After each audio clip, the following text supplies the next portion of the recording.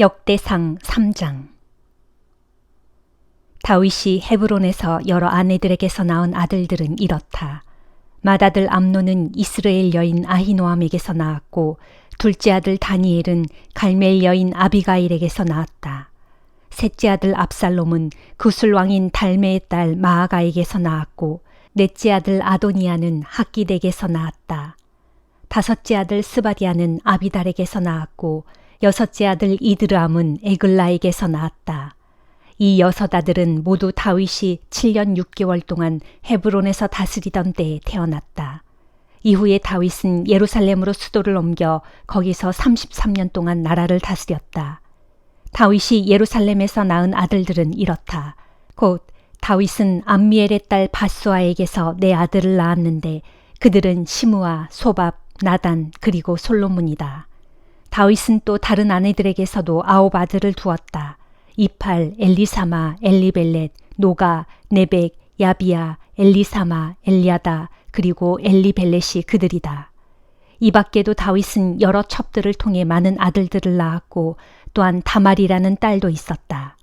다윗의 아들 솔로몬의 자손들은 그 순서대로 다음과 같다. 르호보암, 아비야, 아사, 여호사밧, 요람, 아하시야, 요아스, 아마샤, 아사랴, 요담, 아하스, 히스기야, 므낫세, 아몬, 요시야이다. 또 요시야의 아들들은 맏아들 요하난, 둘째 여호야김, 셋째 시드기야, 그리고 넷째 살룸이다. 또 여호야김의 아들들은 여고니아와 시드기야이다. 바벨론으로 포로가 되어 사로잡혀간 여고니아의 자손들은 그 순서대로 다음과 같다.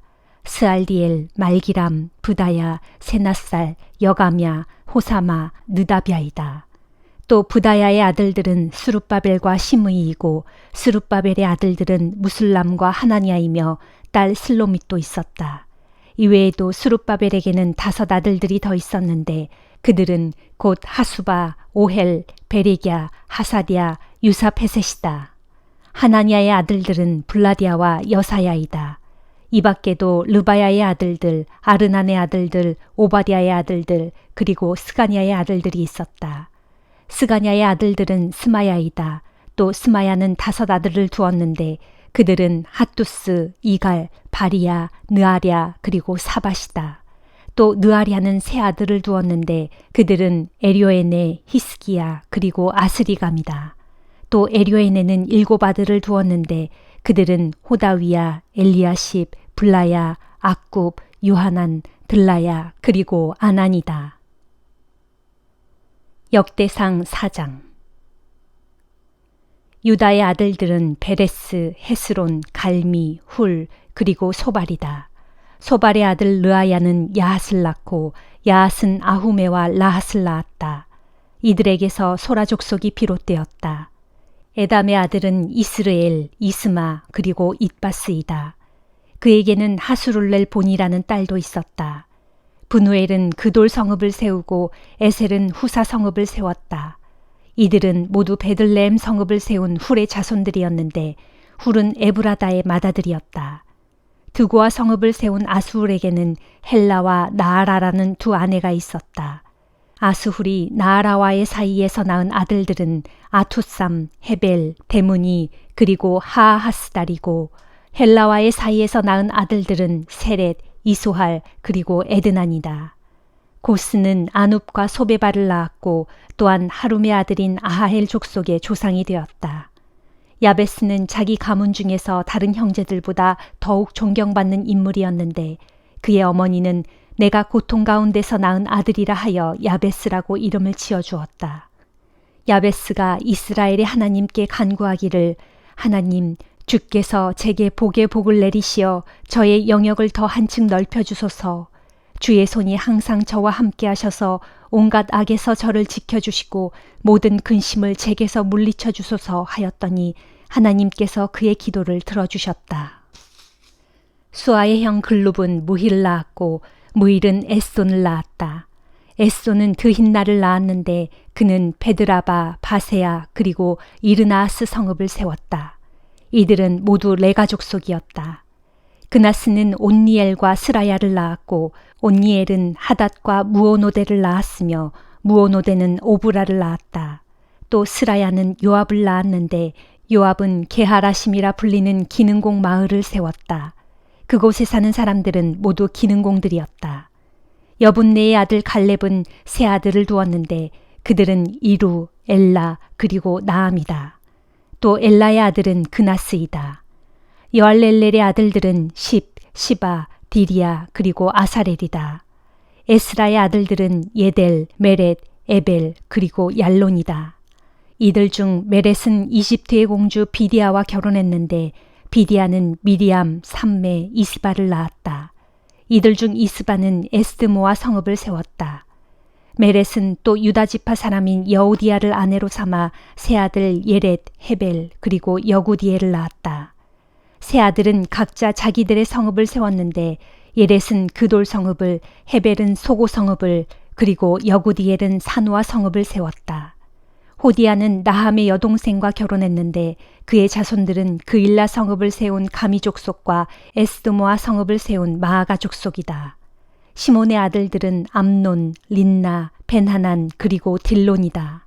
또 이시의 아들들은 소헷과 벤소헷이다. 유다의 아들 셀라의 자손은 이렇다. 레가 사람의 조상 에르, 마레사 사람의 조상 라아다. 고운 모시를 짜는 사람의 조상인 아스베야, 요김, 고세바 사람들, 요아스, 모압을 다스리던 사랍, 그리고 야수비네임이다. 이런 사실은 모두 옛 기록물에 따른 것이다. 이들 셀라의 자손들은 모두 옹기 굽는 자들이 되어 느다임과 그데라 성읍에 살면서 왕을 위해 옹기를 구웠다. 시므온의 아들들은 느무엘, 야민, 야립, 세라, 그리고 사울이다. 사울의 아들은 살룸, 그 아들은 밉삼, 그 아들은 미스마, 그 아들은 함무엘, 그 아들은 삭굴, 그 아들은 시므이다. 시므이에게는 아들 16명과 딸 6명이 있었으나 그의 다른 형제들에게는 자식이 많지 않았다. 그래서 시므온 지파는 유다 지파처럼 크게 번창하지 못했다. 시므온의 자손들이 살던 성읍은 이렇다. 부엘세바, 몰라다, 하살수알, 비라, 에셈, 돌랏, 부두엘, 호르마, 시글락, 벳말가봇, 하살수심, 벳비리, 그리고 사아라임이다. 이들 성읍들은 다윗이 통치하기 전까지는 그들의 것이었다.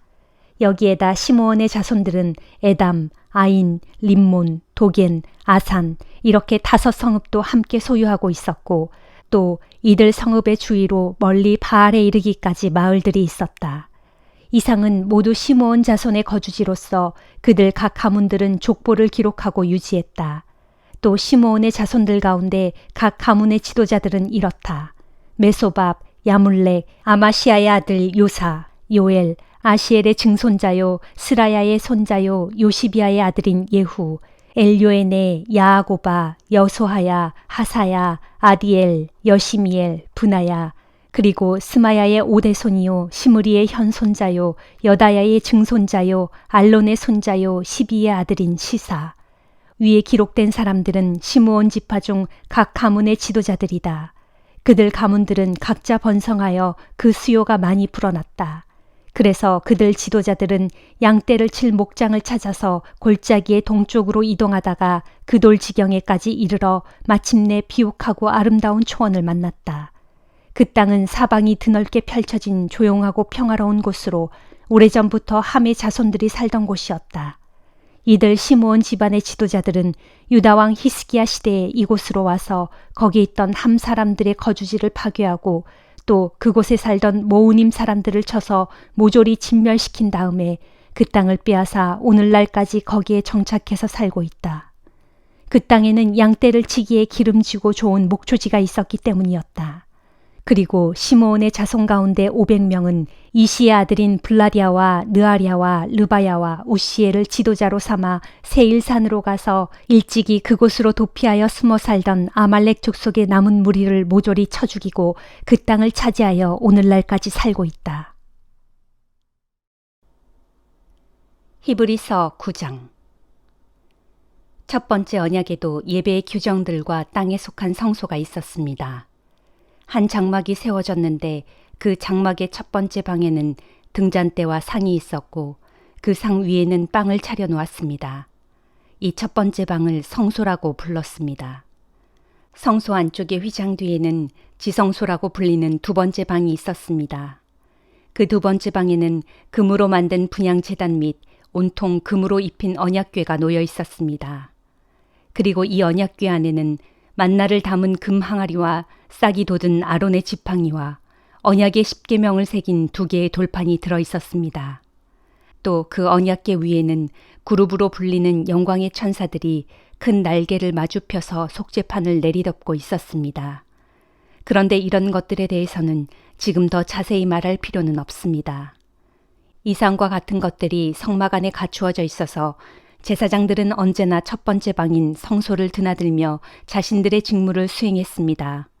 그러나 성소 안쪽에 있는 두 번째 방인 지성소에는 오직 대제사장만이 1년에 단 한 번 들어갈 수 있었는데, 그때의 대제사장은 자기 자신의 죄를 용서받기 위해, 그리고 백성들이 모르고 지은 모든 죄를 용서받기 위해 반드시 희생제물의 피를 가지고 들어가야 했습니다.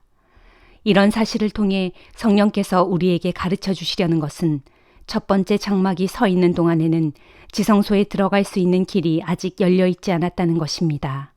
이 장막은 현 세대를 위한 비유로 오늘날 우리에게 교훈을 줍니다. 즉, 옛 제도 아래에서는 장막의 제사 규례에 따라 아무리 예물과 희생 제물을 바칠지라도 예배하는 사람의 양심까지 정결하게 해줄 수가 없다는 것입니다.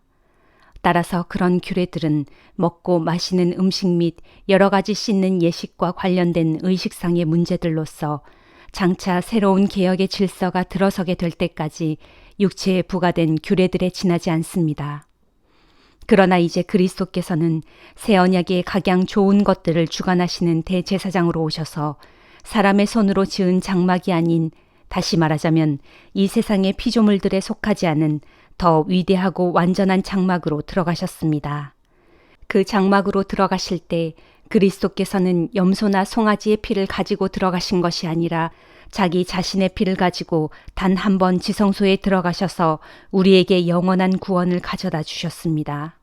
만일 옛 제사의 규례에 따라 염소 및 황소의 피와 암송아지를 태운 죄를 부정한 사람에게 뿌려도 그 육체가 깨끗해져서 거룩하게 될 수 있었다면, 하물며 영원하신 성령의 능력을 힘입어 자기 자신을 몸소 흠없는 제물로 삼아 하나님께 온전히 바치신 그리스도의 피야말로 더욱더 우리의 양심을 깨끗하게 해서 우리로 하여금 우리를 죽음으로 이끄는 모든 악한 행실로부터 벗어나게 해서 오직 살아계시는 하나님을 섬길 수 있도록 해주지 않겠습니까? 이런 이유에서 그리스도께서는 새 언약의 중재자이십니다. 그분께서는 첫 번째 언약 아래에서 우리가 저지른 모든 죄에서 사람들을 구원해내시려고 자기 자신을 대속의 제물로 바쳐 십자가에 죽으셨습니다. 그리하여 하나님께 부르심을 받은 모든 사람들로 하여금 약속된 영원한 유업을 물려받게 하셨습니다. 유언장이 효력을 발휘하려면 유언을 한 당사자가 죽었다는 것이 확인되어야 합니다. 유언은 유언한 사람이 죽은 후에야 비로소 효력이 발생하기 때문입니다. 당사자가 살아있는 동안에는 유언이 아무런 효력도 없습니다. 이런 이유에서 첫 번째 언약도 죽음의 피 없이 맺어진 것이 아닙니다. 그 옛날 모세가 시내산에서 이스라엘 백성들에게 율법의 계명들을 선포할 때 그는 송아지와 염소를 죽여 그 피를 우슬초와 붉은 양털에 묻혀서 물과 함께 언약의 책과 온 백성에게 뿌리고서는 이것은 하나님께서 여러분에게 명하신 언약의 피입니다 하고 말했습니다. 같은 방식으로 모세는 장막과 제사 의식에 사용되는 모든 기구들에도 피를 뿌렸습니다. 이처럼 율법에 따르면 거의 모든 것들이 피로써 깨끗하게 됩니다. 진실로 피 흘림이 없이는 죄 사함도 없습니다. 하늘에 있는 것들을 본떠 만든 땅 위의 모형들은 이처럼 여러 제사 의식을 통해 제물을 바침으로써 정결하게 될 필요가 있습니다. 그러나 본래 하늘의 것들은 이보다 더 나은 제물로 정결하게 되어야 합니다. 그리스도께서는 하늘에 참된 것들을 본떠 만든 성소, 즉 사람의 손으로 지은 땅의 성소로 들어가지 않으셨습니다. 그분은 바로 하늘에 참된 성소로 들어가셔서 우리를 위해 하나님 앞에 나타나셨습니다. 땅의 대제사장은 해마다 짐승의 피를 가지고 지성소에 들어가야 하지만 하늘의 대제사장이신 그리스도께서는 자신의 몸을 여러 번 바치기 위해 거듭해서 들락거릴 필요가 없습니다. 만일 그래야 했다면 세상이 시작된 이래로 그리스도께서는 여러 차례 고난을 당하셨어야 했을 것입니다. 그러나 그분은 자기 자신을 제물로 바쳐 모든 죄를 없애시려고 마지막 시대에 단 한 번 나타나셨습니다. 사람은 누구나 한 번 죽게 되어 있고 죽은 다음에는 심판이 있습니다. 이와 같이 그리스도께서도 많은 사람들의 죄를 짊어지시려고 단 한 번 자기 몸을 제물로 바치셨습니다. 그런 후 그리스도께서는 이제 죄를 감당하기 위해서가 아니라 자신을 기다리고 있는 사람들을 구원하시기 위해 두 번째로 나타나실 것입니다. 아모스 3장. 이스라엘 백성들아, 너희는 이 말씀을 들어라. 이것은 주께서 너희를 심판하시는 말씀이다. 이집트 땅에서 너희를 이끌어내신 주께서 너희 모든 족속에게 이렇게 말씀하신다. 땅 위의 모든 족속들 가운데서 내가 오직 너희만을 선택하였다. 그러기에 너희가 저지른 모든 죄에 대하여 내가 너희에게 그 죄값을 묻겠다. 두 사람이 미리 약속하지 않았다면 어떻게 그 둘이 함께 갈 수 있겠느냐? 사자가 먹잇감을 움켜잡지 않았다면 어찌 숲속에서 으르렁대겠느냐? 젊은 사자가 움켜잡은 먹잇감이 없다면 어찌 굴 속에서 소리를 지르겠느냐? 누가 땅에다 덫을 놓지 않았다면 어떻게 새가 땅에 놓인 덫에 걸리겠느냐? 덫에 아무것도 걸린 것이 없다면 어떻게 덫이 튀어오르면서 다칠 수 있겠느냐? 성읍에 전쟁의 나팔 소리가 울리면 어찌 주민들이 무서워 떨지 않을 수 있겠느냐? 주께서 재앙을 베풀지 않으셨다면 어떻게 성읍에 재앙이 내릴 수 있겠느냐? 그렇다. 주께서는 자기 종들인 예언자들에게 자신의 비밀스런 계획을 알려주지 않고서는 어떤 일도 행하지 않으신다. 사자가 울부짖으면 누가 감히 무서워 떨지 않을 수 있겠느냐? 주 하나님께서 말씀하시는데 누가 감히 예언하지 않을 수 있겠느냐? 아스돗의 요새들과 이집트의 요새들에게 이렇게 말하여라. 너희는 사마리아의 산 위에 모여라. 그 산 위에 모여서 사마리아 도성 안에서 일어나는 저 혼란의 소리를 들어보고 그 도성 안에서 자행되고 있는 저 학대를 보아라. 그들은 옳은 일을 조금도 행할 줄 모르고 오직 자기들의 성읍에서 폭력을 행사하고 강탈을 일삼고 있을 뿐이다. 이것은 나 주의 말이다. 그러므로 주 하나님께서 말씀하신다. 이스라엘아, 적군이 사방에서 이 땅을 포위한 채 너를 쳐서 내 힘을 약하게 하며 내 모든 요새 성읍들을 약탈할 것이다. 주께서 또 말씀하신다. 마치 목자가 양을 잡아먹은 사자의 입에서 양의 다리뼈 2개나 혹은 귀 한쪽만 겨우 건져내듯이 사마리아 도성에 사는 이스라엘 자손들 가운데서도 마치 파괴된 집에서 침상의 모서리나 혹은 안락 의자의 다리 한쪽만 겨우 건져내는 것처럼 그렇게 살아남은 자들의 수요가 극히 적을 것이다. 전능하신 만군의 주 하나님께서 말씀하신다. 너희는 이 말을 듣고 야곱의 자손들에게 널리 선포하여라. 내가 이스라엘의 모든 죄를 징벌하는 날 베델의 제단들을 다 허물어뜨릴 것이고 또 제단의 뿔들을 꺾어 땅에 내팽개칠 것이다. 그날에 내가 또 이스라엘의 겨울 궁전과 여름 궁전을 칠 것이니 그러면 상아로 꾸며진 궁전들이 파괴되고 수많은 호화 저택들이 허물어질 것이다. 시편 146장.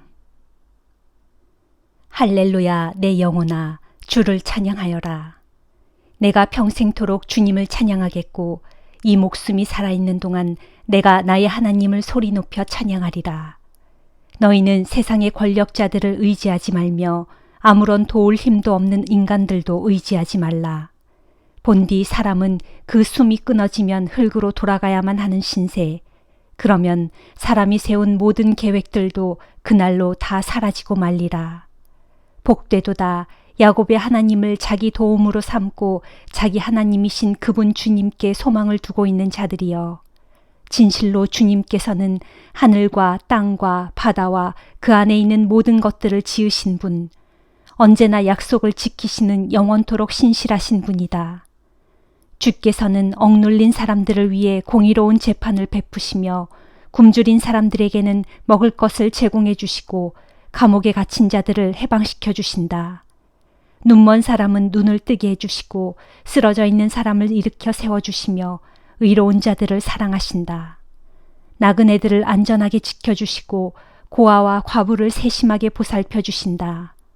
그러나 주께서는 악한 자들의 모든 계획을 꺾으시어 그들을 멸망의 길로 이끄신다. 오 시온아, 주께서 영원토록 다스리신다. 내 하나님께서 대대로 다스리신다. 할렐루야. 시편 147장. 할렐루야. 우리 하나님께 찬양하는 일이 그 얼마나 좋은 일이며 우리 주님께 찬양하는 일이 그 얼마나 기쁘고 마땅한 일인가.